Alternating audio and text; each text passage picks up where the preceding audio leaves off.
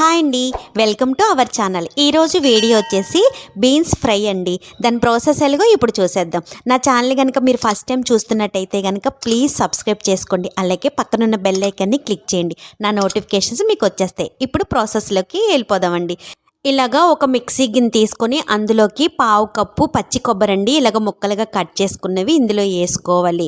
1 tea spoon ధనియాలు వేసుకోవాలి. 1 tea spoon జీలకర్ర వేసుకోవాలి. ఒక 5 ఎల్లుల్లిపాయ రెబ్బలు వేసుకోవాలండి. ఒక 5-6 ఎండుమిర్చి వేసుకోవాలి. కూర మొత్తానికి ఇదే కారం కాబట్టి మీరు తినే కారాన్ని బట్టి ఎండుమిర్చి అనేది వేసుకోండి. ఇప్పుడు ఇందులోకి కొంచెం ఉప్పు వేసుకోవాలి. ఇవన్నీ కూడా మిక్సీ పట్టుకోవాలండి. ఇలాగా పౌడర్ లాగా రెడీ చేసుకొని పక్కన పెట్టుకుందాం. ఇప్పుడు స్టవ్ వెలిగించి స్టవ్ పైన ఒక కళాయి పెట్టుకొని అందులోకి 1 టేబుల్ స్పూను ఆయిల్ వేసుకోవాలి. ఆయిల్ కొంచెం వేడెక్కాక 1/2 టీ స్పూను ఆవాలు వేసుకోవాలి. 1/2 టీ స్పూను జీలకర్ర వేసుకోవాలి. ఆవాలు కొంచెం చిటపట్లాడినంత వరకును వేయించుకోవాలండి. ఇప్పుడు ఇందులోకి 1 టీ స్పూను పచ్చిశనగపప్పు వేసుకోవాలి. 1 టీ స్పూను మినపప్పు వేసుకోవాలి. కొంచెం కరివేపాకు వేసుకోవాలి. ఇవన్నీ కూడాను వేయించుకోవాలండి. ఇవి ఇలాగా వేగిపోయాక బీన్స్ అండి 300 గ్రామ్స్ తీసుకొని బాగా కడుక్కొని ఇలాగ చిన్న చిన్న ముక్కలుగా కట్ చేసుకొని రెడీ చేసుకొని పెట్టుకున్నానండి. ఇప్పుడు ఇవన్నీ కూడాను ఇందులోని వేసేసుకోవాలి. ఇప్పుడు ఇందులోకి 1/2 టీ స్పూను పసుపు వేసుకోవాలి. రుచికి సరిపడా ఉప్పు వేసుకోవాలి. ఇప్పుడు ఇవన్నీ కూడాను బాగా కలిసేలాగా కలుపుకోవాలండి. కలిపేసుకున్నాక ఇప్పుడు మంటని లో ఫ్లేమ్లో ఉంచుకొని మూత పెట్టుకొని ఇవి మగ్గించుకోవాలండి. ఒక 5-6 నిమిషాలు మగ్గించుకోవాలి.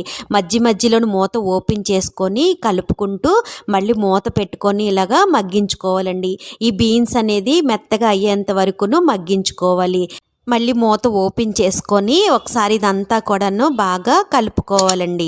ఇలాగా కలిపేసుకున్నాక ఇంకా బీన్స్ అనేది మనకి మగ్గిపోయింది కదండి. ఇంక ఇప్పుడు మనం ముందుగానే మిక్సీ పట్టుకొని పక్కన పెట్టుకున్నాం కదా కొబ్బరి ఎండుమిర్చి పౌడరు, అదంతా కూడాను ఇందులోని వేసేసుకోవాలి. వేసుకొని ఒకసారి ఇదంతా కూడాను బాగా కలిసేలాగా కలుపుకోవాలి.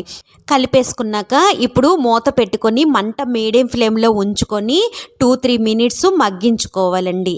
2-3 మినిట్స్ అయిపోయాక మూత ఓపెన్ చేసుకొని ఇందులోకి సన్నగా కట్ చేసుకున్న కొత్తిమీర కొంచెం వేసుకొని బాగా కలుపుకోవాలి. ఇలా కలిపేసుకున్నాక ఇంకా మనకి కర్రీ అనేది రెడీ అయిపోయిందండి.